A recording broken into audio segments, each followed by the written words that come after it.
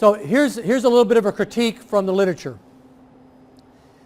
This method has only been around for 17 years. It's only been researched for really the last 8 years. So there's still a lot we don't know about it. We do know that there's about a letter or so increase in the grades of a interteaching course versus a lecture course. We know that social interaction is the key to making this successful. That's where interteaching comes in. It's interactive. We do know that we see an increase in student-teacher rapport. Students enjoy the experience more. We know that there's more engagement. We know that it's more fun to be in a class like this. So this gentleman here, you did the triple rating. You know, you read the reading as a 5. Well, ho-hum, you know, not all that exciting. You thought the questions were a little bit better. You gave it a 7. But what did you give the social interaction? You gave it a 9. Okay? That's almost a perfect score. And you're a pretty hard critic. Okay? I mean, you're not a pushover. Okay? So that tells you something about the power of the social interaction and the social reinforcement that comes there. That's where it's fun.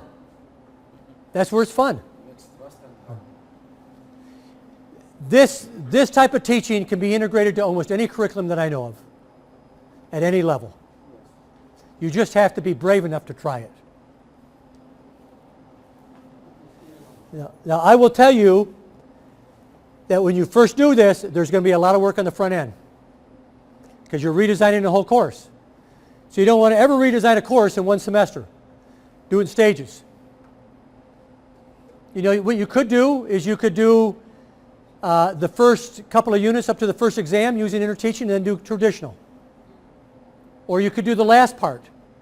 And then you could compare students. Here's something I did one time. It's a long time ago. I was asked by my dean to take over a course and teach it for the entire college.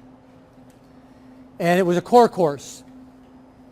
And about 70% of the university students over 4 years would be going through the course. So I designed the course to have a component something like this.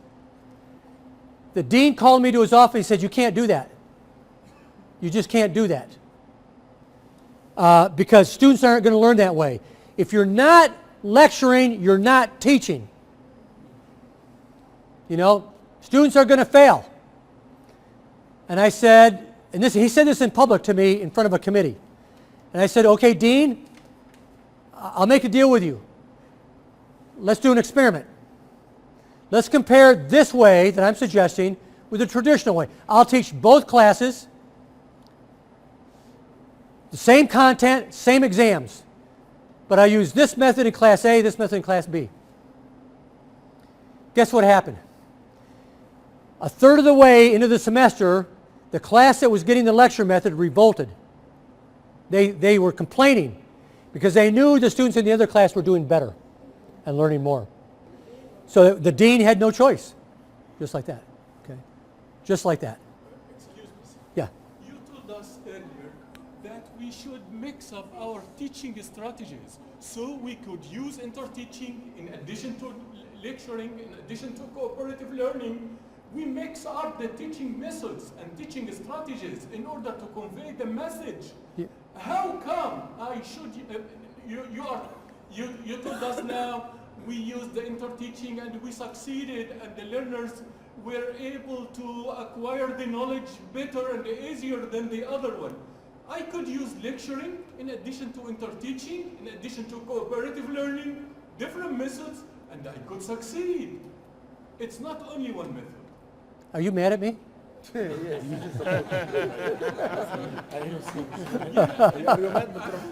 I'm just kidding. I'm just kidding. What I like about you, what I've seen so far, is that you are extremely passionate. Okay, thank you. You're extremely energetic.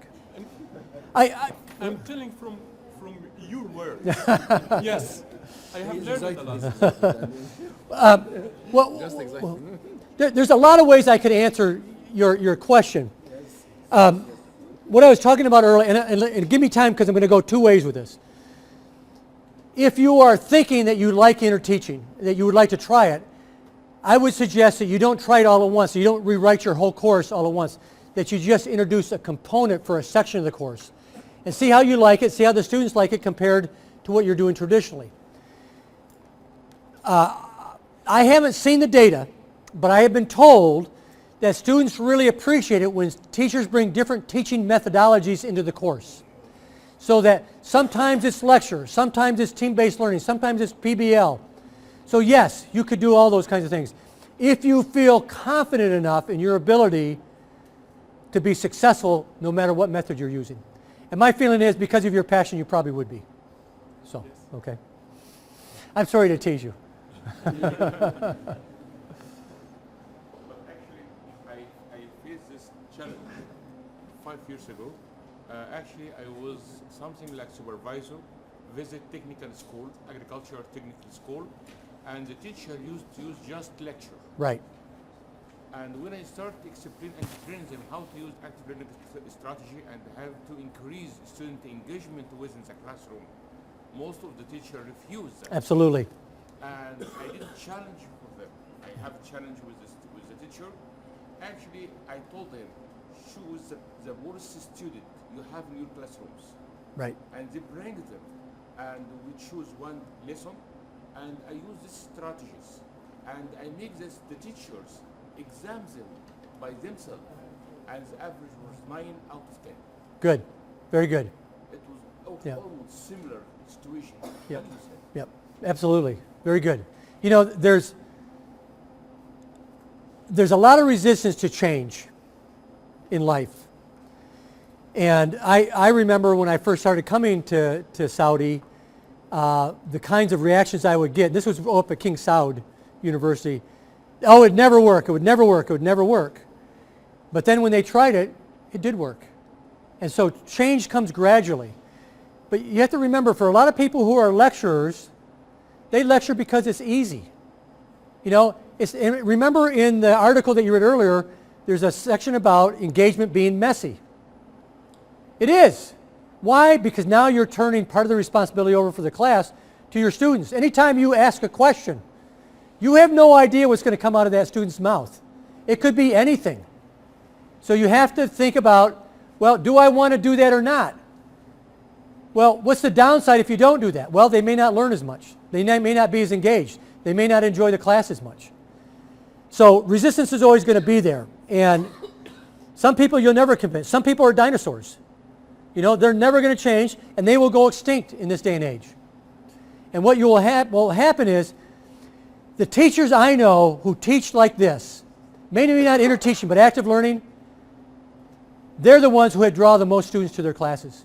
Because students know that that's where the fun is going to be. That's where they're going to learn the most. So your point's well taken.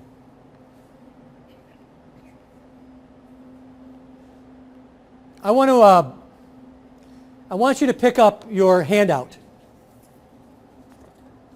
Now.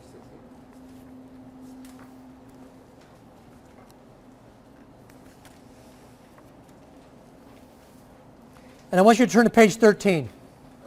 Okay.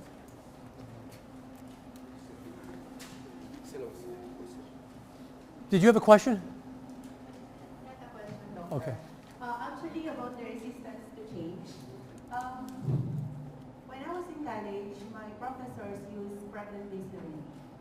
And as a student before, I can really say there is resistance to change. But if the strategy grow on with you already, and you are very comfortable with it, all those things that you presented are really good. Yeah. And really, there is this confidence, increase in knowledge, skills, all of these things. Yeah. So I think, though in the beginning there will be resistance, it is good if we're going to start it. Right. I agree with you 100%. Yes. Thank you. 13, page 13 begins a copy of my syllabus while I was teaching for the course that I used. I wanted you to have a copy of this to sort of see how the course looks like on paper. So how students first come across it.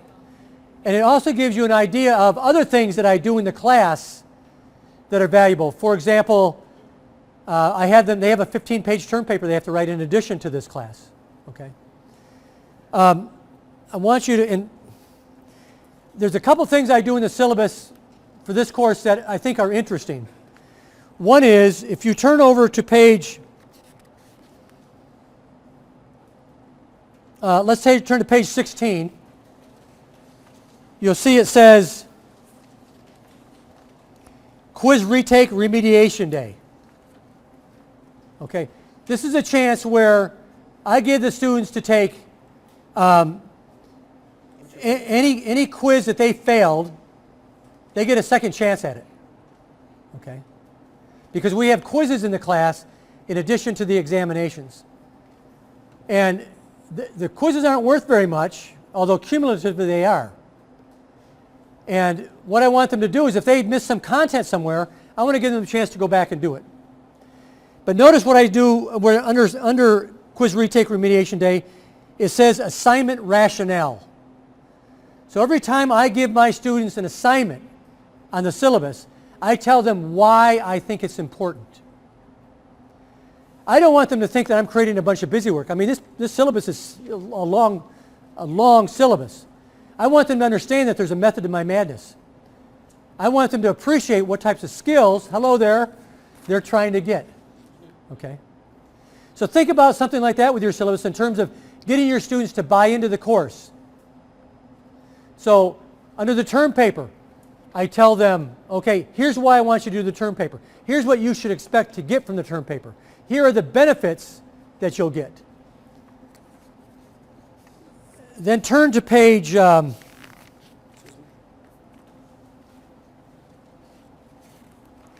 to page 24.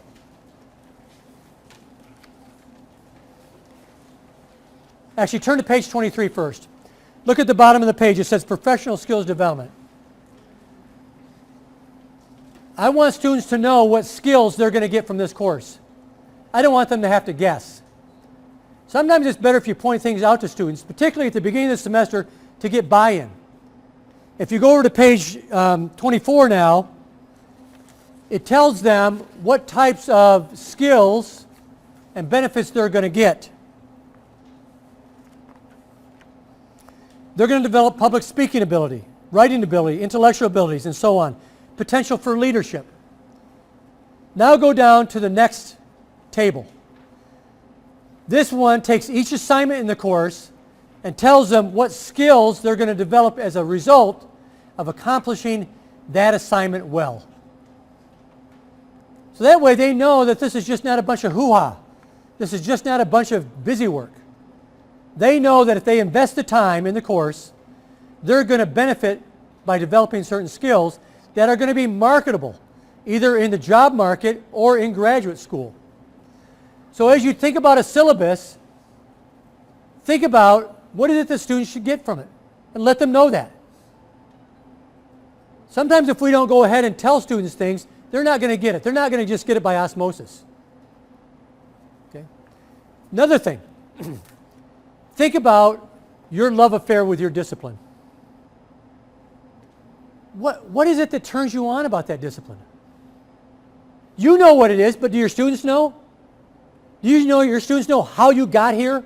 Why you're here? Why you're passionate about teaching them? Why you're passionate about that subject matter? Let them know. You'll see lights go on. You'll see the light bulb go on in their heads. Nobody talks to their students like that. And it's unfortunate because you're missing a golden opportunity to establish rapport with your classroom like that.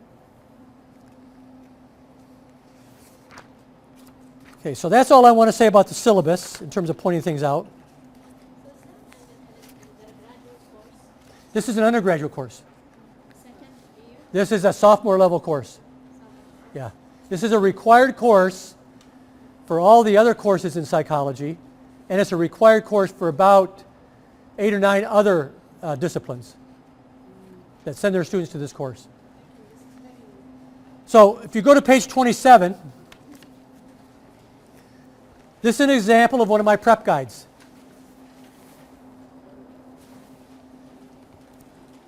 So just flip through pages 27, 28. In bold, you will see the answers to each question.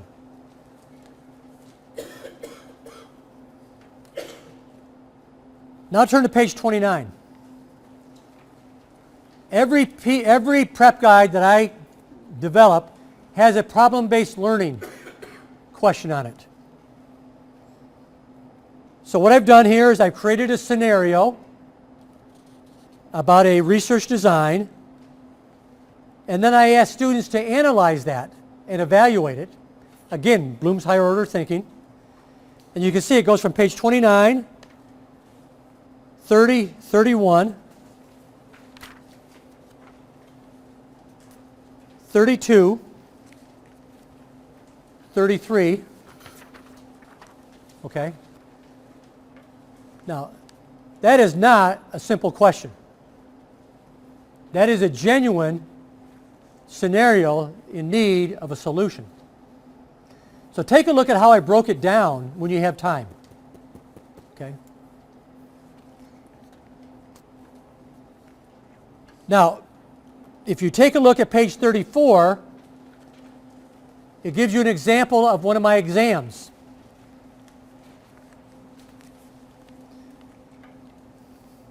And this has a key on it. Again, what's boldface is key. So I try to have fun on my exams.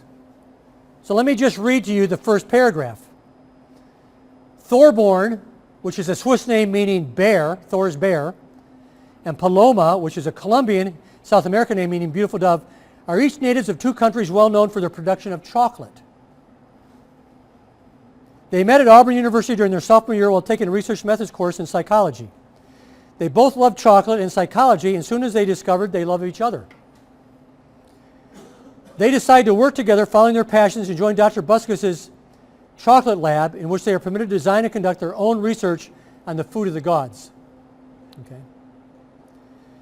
So then I go in and I describe what they're doing. Okay. Now, my students love this kind of question because they get a couple of weird names in there. Okay. And it's on a weird topic, chocolate. Whoever thought about designing an experimental study on chocolate? And then I talk about in the United States we have what's called National Cupcake Day. Okay. So this kid's coming at them from a crazy way, but it engages them because it's a little bit humorous for them. But the question itself is very serious that we're asking them to do. So in total, the scenario is about a page long, single-spaced. Then there are a series of questions that they have to ask. Again, you go from page 34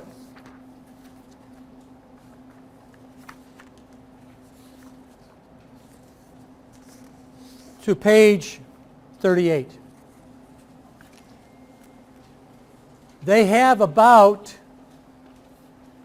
40 minutes to answer that question. Because what they've done previously is they've answered 20 multiple choice questions that just skims the content of the chapters they're covering. So this, my friends, is not an easy course. Students complain about it when they come in. They take that first exam, they realize, it ain't so bad. And by the end of the semester, they're loving the course because they really feel they're getting something out of it. In addition to knowledge, they're getting something about themselves personally out of it.